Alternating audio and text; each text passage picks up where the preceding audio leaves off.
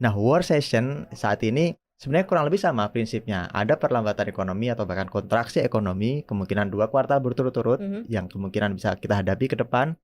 Tetapi yang membedakan adalah inflasi. Jadi inflasinya malah meningkat gitu.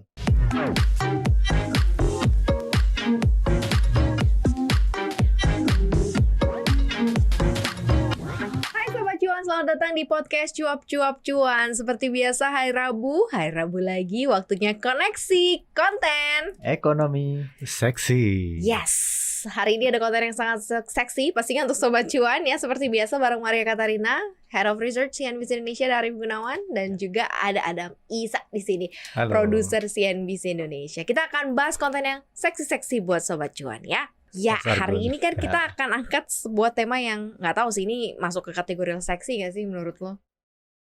Sekarang kayaknya ini seksi banget sih, dan bisa berpengaruh ke semua orang ya, bukan hanya di Indonesia tapi juga pengaruhnya ke global juga ya. Berarti Sobat Cuan yang dengar ini harus aware ya, harus tahu dan paham ya. Nah Mas Argun, ada artikel di cnbcindonesia.com yang bilang bukan lagi resesi yang akan kita hadapi begitu ya, tapi war stations gitu ya. Berarti kan kalau war kan bahasa Inggrisnya perang tuh. Berarti ada side effect yang cukup parah banget di perang antara Rusia dan Ukraina, karena hanya dua negara ini yang memang lagi berseteru dan cukup mengguncang global secara global ya. Nah, tapi apa sih sebenarnya war station itu yang perlu Sobat Cuan ini tahu? Ya, jadi pada intinya gini, ini resesi, the other recession gitu. Resesi itu apa? Itu ketika pertumbuhan ekonomi itu tidak terjadi, melainkan malah sebaliknya yang terjadi nih, terjadi perlambatan. Jadi kalau kita bicara ekonomi misalnya nilainya Rp500 taruhlah ya di Indonesia tahun lalu, kemudian tahun ini nilainya turun hanya 450. Maka tidak terjadi pertumbuhan ekonomi, melainkan terjadi kontraksi ekonomi. Dan kalau kontraksi ekonomi ini terjadi dalam 2 kuartal berturut-turut, maka secara teknis sebuah negara sudah resesi gitu. Tanda-tandanya resesi yaitu pengangguran meningkat, kemudian pertumbuhan ekonomi tadi itu melambat atau bahkan kontraksi, kemudian inflasi juga tidak terjadi, menurun gitu, bahkan bisa jadi terjadi deflasi. Harga-harga barang turun karena orang nggak pada beli gitu ya, makanya nggak laku, harga barangnya akhirnya pada turun. Nah, war session saat ini sebenarnya kurang lebih sama prinsipnya. Ada perlambatan ekonomi atau bahkan kontraksi ekonomi, kemungkinan 2 kuartal berturut-turut yang kemungkinan bisa kita hadapi ke depan. Tetapi yang membedakan adalah inflasi. Jadi inflasinya malah meningkat gitu. Nah, kenapa inflasi meningkat? Pasti ada penyebabnya, dan penyebabnya bukan dari demand gitu. Karena kalau demand-nya, jadi nggak ada ngaruh ke pertumbuhan ekonomi berarti ya? Iya, pertumbuhan ekonominya secara fundamental mestinya baik-baik saja. Demand masyarakat mestinya baik-baik saja. Tidak ada problem dari sisi growth penyerapan tenaga kerja. Tetapi ada supply shock. Jadi shocknya ini supply-nya yang terganggu. Kalau supply terganggu, maka inflasi meningkat, dan kemudian harga-harga barang yang meningkat itu menekan daya beli masyarakat. Ya, lama-lama kalau itu berlarut-larut, resesi juga akhirnya. Ya, gue udah ngerasain itu tuh. Yang udah kita rasakan kayak ini ya, harga-harga pangan itu udah mulai tinggi semua. Apalagi Ramadan juga di Indonesia kan sekarang. Ini udah masuk kah Indonesia, maksudnya dalam tanda kutip ke war sessions itu? Karena kan tinggal dilihat dari angka inflasinya dong. Berarti nanti rapot inflasinya yang menyatakan bahwa memang ini sudah war, atau ada nggak patokan berapa nanti inflasi, ketika kita inflasi berapakah bahwa Indonesia sudah war session, atau kayak gimana nih? Semacam bisa dibilang kontributor utama ya inflasi ini. Dan ciri-cirinya adalah ketika inflasinya tinggi dan pertumbuhan ekonominya ya tertekan, dan di sisi lain penyerapan pengangguran itu tidak terjalan optimal gitu. Jadi istilahnya itu stagflation. Jadi inflasinya terjadi meningkat, sementara penyerapan pengangguran itu stagnan.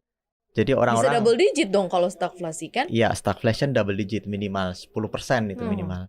Nah, Indonesia sekarang kan belum, kemarin inflasi 3% kalau salah ya. Masih di 3% Indonesia. Jadi sudah agak masih tinggi malah di Amerika ya. Iya, baru muncul beritanya kan kemarin.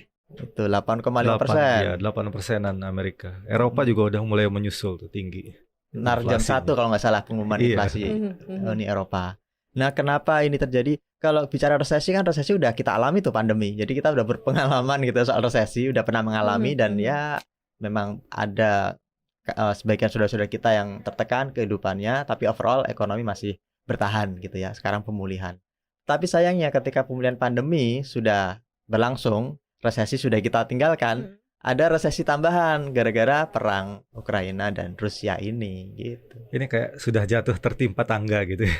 Jatuh tertimpa tangga. 2 kali. Berarti kalau sekarang positioning Indonesia menurut lo kategorinya apa? Walaupun kan memang indikasinya belum kesana, belum ke stagflasi. Tapi kan negara-negara yang mungkin ada apa ya keterkaitan kerjasama atau apa, tingkat inflasinya udah lumayan tinggi kan, berarti side effect-nya lumayan bisa parah juga dong ke Indonesia. Ya, jadi yang pertama kena stagflation dan kemungkinan war recession itu adalah Amerika dan Uni Eropa. Jadi kemarin CNBC itu artikelnya dia ngomongin soal Amerika. Jadi dia perkirakan Amerika akan menghadapi war recession. Inflasi 8,5%, kalau berlanjut sampai 10%, gitu. Sementara penganggurannya stuck, ya selanjutnya terjadi resesi 2 kali berturut-turut, ya sudah. Itu resesi yang akan menimpa Amerika Serikat. Di Indonesia kita mungkin belum sampai ke sana. Tetapi imbasnya itu juga kita rasakan gitu. Bahkan belum resesi aja kita udah ngerasain kan. Harga-harga udah tinggi tadi, harga minyak, harga itu gula. Resesi buat para ibu-ibu di rumah. Sobat Cuan yang mendengar ya, resesi di rumah tangga ini gawat karena gajinya naik, betul. Harga barang-barang naik. Semuanya naik. Betul. Jadi ada semacam guyonan lah ya. Apa perbedaan antara depression dan recession. Jadi kalau recession itu kita melihat tetangga kita nggak bekerja, kesulitan hidupnya. Setelah kalau depression, kita sendiri ikutan nggak kerja dan hidup kita susah. Jadi recession make it depression gitu. Iya. Karena ada istilah itu Great Depression untuk menggambarkan situasi tahun 1930. Gitu. Jadi ya memang efeknya sudah terasa di Indonesia. Belum resesi pun sudah terasa. Karena ya Rusia ini kan pemasok energi ya, Mas Adam. Bisa kita termasuk konsumen minyak dunia terbesar, juga importir. Produsen minyak terbesar ketiga di dunia kalau nggak salah, termasuk untuk gasnya sendiri kan Uni Eropa itu kan menggunakan gasnya Rusia selama ini kan sebagai eksportir terbesar untuk Uni Eropa. Rusia juga pasti akan nanti itu akan berpengaruh kan, apalagi beberapa bulan ke depan ada sanksi yang akan diterapkan oleh Uni Eropa dan Amerika juga untuk menyetop ekspor harga-harga menyetop komoditas batu bara, gas alamnya dari Rusia itu di stop gitu sebagai sanksi kan. Jadi memang all over the world ini memang menunggu end up akhir dari Rusia dan Ukraina ya, kalau kita kaitkan ke war station ini ya. Tapi kalau dari lo sendiri, Mas, lo ngelihat akan cukup berlarut-larut nggak sih nih perang ini? Sebenarnya sih ini kalau kita lihat kayak ada faktor kepentingan ya antara dua negara adidaya kan. Walaupun di sini mungkin pemicunya adalah satu negara yang ya, hitungannya cukup kecil dibandingkan dengan Rusia dan Amerika kan, yaitu Ukraina. Tapi kan yang berperan di dalamnya adalah Rusia dan Amerika gitu kan. Ini antara dua negara ini aja kira-kira yang mana yang mau mengalah gitu kan. Pada saat ini kan yang ada di atas angin kayaknya Amerika karena dia bekerja sama dengan NATO dan Eropa untuk memberikan berbagai macam sanksi ke Rusia gitu kan, membatasi segala macam. Tapi ternyata Rusia kan tidak tinggal diam aja. Dia juga memberikan kayak semacam balasan. Beberapa komoditas yang Rusia sebagai produsennya diminta negara-negara lain tuh membayar dengan mata uang Rusia sendiri dengan rubel gitu. Nah, tapi kita lihat nanti ketika sudah diberikan sanksi, tidak boleh lagi keluar komoditas-komoditas yang berasal dari Rusia. Apakah Rusia akan mengalah atau malah mungkin negara-negara lain yang menikmati sumber daya alamnya Rusia itu yang harus mengimpor dari Rusia itu akan malah semakin kesulitan gitu kan, karena harga komoditas pasti akan tinggi. Sementara produsennya tidak boleh menjual barangnya ke negara-negara lain seperti Eropa, tidak akan bisa menikmati gasnya Rusia kan. Kemudian negara-negara lain yang mengimpor minyak dari Rusia juga tidak bisa menikmati. Dari mana lagi sumbernya gitu kan? Apakah hanya dari Arab Saudi gitu kan? Itu kan pasti akan membuat harga-harga bergejolak, terutama komoditas minyak dan gas alam gitu kan. Menjawab kondisi ini lo ngeliatnya kayak gimana, Mas Argun? Artinya Rusia udah dikasih banyak sanksi nih. Apakah dia akan mengalah atau justru dia akan melakukan tindakan yang lain gitu ya, sehingga nanti membuat susah nih negara-negara yang memberikan sanksi ini, karena sampai sekarang kayaknya mau disanksi kayak apa dia tetap aja kekeh gitu kan. Bertahan gitu. Yang lain mungkin walaupun udah katanya udah ada diprediksi nanti inflasinya bisa ke berapa tuh? 30. Rusia itu kan kayak bodo amat gitu, dia mah terserah gitu mau ngomong apa. Ini tapi yang lo lihat akan kayak gimana? Kalau tadi kan dibilang ada konflik kepentingan, Mas Adam bilang berarti kan akan panjang. Panjang pasti. kita harus kalau perang frontal itu kemungkinan lebih cepat selesai. Tapi kalau perang proksi yang sekarang terjadi ya, yang pemainnya kan Rusia dan Ukraina yang di atas panggung. Tapi di belakang panggung kan, di belakang Ukraina ada tadi NATO, Amerika. Mereka masuk senjata, ngasih sanksi ke Rusia. Jadi perang proksi biasanya berlangsung lama. Contohnya apa? Suriah. Suriah itu kan bertahun-tahun gitu ya perangnya di situ. Yaman juga yang perang kan di atas kertas cuma pemberontak dan Arab Saudi. Tadi belakangnya ada Iran kan di balik Houthi gitu. Nah, ketika perang proksi ini berlarut-larut ya sudah efeknya akan panjang, dan ini yang kita khawatirkan akan memukul Indonesia pada akhirnya. Mungkin setahun 2 tahun pertama kita masih bisa bertahan lah ya. Mungkin kita bisa mengalihkan misalnya pasokan apa yang terganggu, gandum misalnya. Gandum di sana kita nggak bisa dapetin lagi dari Ukraina, kita bisa cari dari tambahan dari Australia mungkin, dari Argentina dan lain-lain, di Brazil dan lain-lain. Kalau itu setahun 2 tahun mungkin masih bisa. Tapi kalau 3 tahun ya kebutuhan setiap negara kan tetap sama dan bahkan bertumbuh. Sementara supply-nya tadi berkurang di Ukraina, kemudian cadangan-cadangan yang ada di Australia, ada yang di Brazil, Argentina tuh udah kepake setahun 2 tahun pertama. Setelah itu apa? Rebutan gitu. Contohnya itu. Jadi ini yang kemungkinan harus kita antisipasi. Mungkin nih pemerintah dan kita semua masyarakat Indonesia harus mulai mempersiapkan sikap mental kita. Kita akan menghadapi situasi krisis, sense of crisis harus dipegang. Jadi jangan menganggap masuknya akan dari mana dulu ya Mas krisisnya ya? Dari harga pangan dan energi, itu yang paling penting. Dan itu akan ya, kalau kita bicara pangan kan di Indonesia masyarakat miskin itu naik turunnya itu ya karena faktor pangan. Kalau harga pangan naik, harga beras naik, ya sudah angka kemiskinan meningkat gitu. Dan itu yang akan menimbulkan gejolak sosial di Indonesia kalau tidak diatasi. Makanya sense of crisis-nya itu kita harus pegang. Pemerintah harus mulai mencari tahu apa aja alternatif yang bisa diambil untuk mengatasi problem pasokan pangan ini. Contohnya misalnya kayak gandum dan apa itu kan dari Ukraina gitu ya. Jagung, nah, itu minyak biji bunga matahari juga dari Ukraina itu. Berarti pemerintah harus mencari subsidiarisnya atau negara lainnya? Iya, kontraknya. Atau dalam negerinya? Kontraknya harus diamanin dulu dari luar negeri minimal ya. Karena kalau kita nanam kan butuh waktu, paling enggak 6 bulan atau 10 bulan misalnya kan. Nah, kita cari kontrak dulu dari Australia misalnya, kita amankan tambahan pasokan berapa itu sebelum diambil oleh negara lain. Dan di sisi lain, di dalam negeri juga kita harus mulai menggenjot produksi gandum. Gandum ini kan katanya nggak bisa ditanam di Indonesia, itu udah terpatahkan mitos itu. Itu hoax ya. IPB udah mengembangkan varietas baru yang bisa ditanam di Indonesia. Di Jawa Timur udah ada tuh lahan pertanian gandum. Nah, ini harusnya ditanam di Indonesia. Termasuk kita juga nih konsumen terigu ini. Iya, gandum esensial loh. Lo mau makan roti, mie. Iya nggak sih? Iya. Dan kita juga harus mulai membiasakan diri untuk ya variasi makanan. Kalau ternyata mie-nya lagi nggak ada, nggak usah borong gitu. Kalau borong itu tadi inflasi, bos. Iya. Oke, itu kalau misalnya pangan gitu ya. Kalau yang lain kan masuknya energi dan pangan. Nah, energi itu yang paling berat emang kita nanti bicara soal BBM. Nah, pasti lari-larinya harga BBM akan naik. Makin tinggi ya harga BBM ya.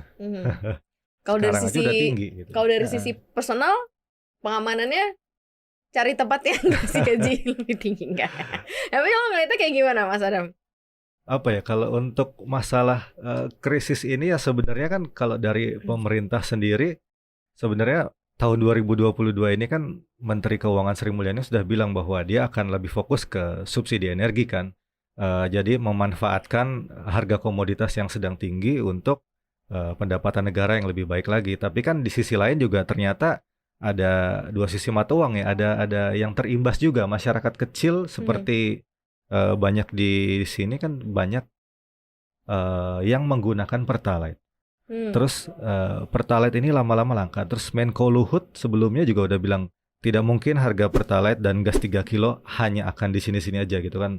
7.650 pasti akan naik gitu kan. Sementara gas 3 kilo juga yang tadinya sekitar 17 sampai 20.000 juga pasti akan naik. Dalam jangka waktu mungkin beberapa bulan ke depan ini mulai akan berdampak ke masyarakat kecil kan. Nah, sekarang aja Pertamax naik itu sudah mulai banyak orang yang beralih ke BBM yang bersubsidi gitu kan. Kalau kayak gitu kan subsidi untuk Pertalite ini, BBM yang bersubsidi itu kan pasti akan jebol. Pemerintah juga pasti akan lama-lama terkena dampaknya juga gitu kan. Bukan malah mendapat untung, malah jadi buntung gitu kan dengan kondisi yang seperti ini. Benar. Ya, kalau untuk pangan sendiri mungkin Indonesia bisa lebih tabah mungkin orangnya daripada mungkin orang-orang di negara lain ya. Kalau tidak bisa beli mie mungkin bisa mencari sumber makan yang lain, bisa kayak makan singkong apa segala macam gitu kan, gitu ya. gitu kan. Apa aja bisa disubstitusi untuk pangan mungkin juga. Masih itu ya. Sayangnya. Nah makanya emang sepertinya perlu itu, kita harus kan? Perkuat nih substitusi pangan di Indonesia mungkin masih cukup banyak ya gitu kan. Nggak ada nasi, mungkin bisa ubi, jagung dan lain-lain gitu kan. Makanya sebelumnya juga kan sudah ada food estate yang sedang dikembangkan di dalam negeri kan. Cuma kan kita belum tahu perkembangannya hingga saat ini seperti apa kan. Apakah bisa memenuhi kebutuhan pangan di dalam negeri untuk dalam misalnya periode 1 tahun gitu kan. Nah itu kan kita harus prediksi juga seperti apa gitu. Ini kayak balap-balapan ya, maksudnya dalam negeri harus compete dengan apa yang terjadi di luar gitu. Mungkin kalau tadinya dipikir perangnya Rusia sama Ukraina, ternyata efeknya ke Indonesia juga gitu ya. Nah, yang paling cepat berarti cuman ke kontrak itu tadi ya Mas ya? Ya, paling dalam jangka pendek. Paling cepat jangka pendek itu. Kontrak pangan, ya harganya pasti udah ditetapkan. Kemudian kalau BBM ya mungkin produksi dalam negeri belum bisa ditingkatkan dalam waktu dekat ya, karena kan masih nunggu pengembangan laut dalam dan itu nilainya besar, lama. Ya memang kita akan rawannya di sini. Kalau pangan masih ada peluang tadi itu, kita ngamanin pasokan dari luar negeri lewat kontrak atau bahkan nanam dari sini di Indonesia mulai sekarang juga. Kalau pemerintah serius, kita mungkin bisa akan mengatasi atau kalis dari risiko pangan itu. Tapi risiko energi ini yang susah nih, gitu. Karena barang yang tidak tergantikan ya. Tidak tergantikan dan ya nggak bisa diganti apa. Kalau mobil kita minyak gorengnya mahal juga. Kalau bisa ya. Andai bisa diganti minyak gorengnya juga mahal ya kan. Iya, masalahnya non renewable energy ini kan stoknya terbatas gitu kan. Dan semakin sedikit stok tapi permintaan semakin tinggi juga harga pasti akan melambung gitu kan. Ya. Jadi tingkat awareness-nya Sobat Cuan tuh harus mulai ditingkatkan lagi sekarang ya. Maksudnya kehati-hatian, terus kepedulian, kesadaran alert gitu terhadap lingkungan. Jangan kayak ngerasa bahwa itu nggak akan ngaruh ke Indonesia, tapi ternyata ngaruhnya besar.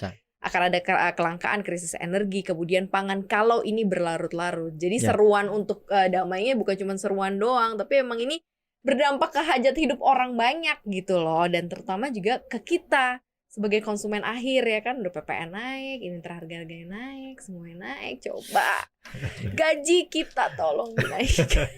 Ya, mumpung kita belum war session nih, makanya Sobat Cuan harus meningkatkan dana-dana siaga itu. Benar. Gitu. Dana darurat penting. Dana darurat gitu mulai dipupuk gitu, karena kan mungkin 1-2 tahun ke depan kondisi memburuk. Ya kita lihat pantau aja lah, kalau Ukraina udah selesai, ya alhamdulillah gitu. Tapi kalau lama ya khawatirnya efeknya berlarut-larut itu tadi, dan kita harus nyiapin dana darurat. Siapa tahu nanti ada kenaikan harga LPG sekarang udah naik kalau nggak salah. LPG yang 3 kilo? 12 kilo. Oh 12 LPG kilo, 12 3 kilo sudah kayaknya naik. ngamuk semua. Dalam waktu dekat sepertinya yang 3 kilo Kayaknya juga akan bakal direvisi ya. Karena sama sudah kayak berapa Pertalite tahun itu kan sudah nggak naik kan, sama dengan Pertalite juga.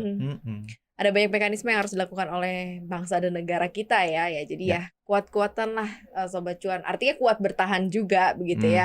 Untuk menghadapi situasi pandemi, habis itu apakah resesi ataukah war sessions gitu ya. Resesi akibat perang. Ya, kita doakan yang terbaik sama-sama. Ya Sobat Cuan, semangat.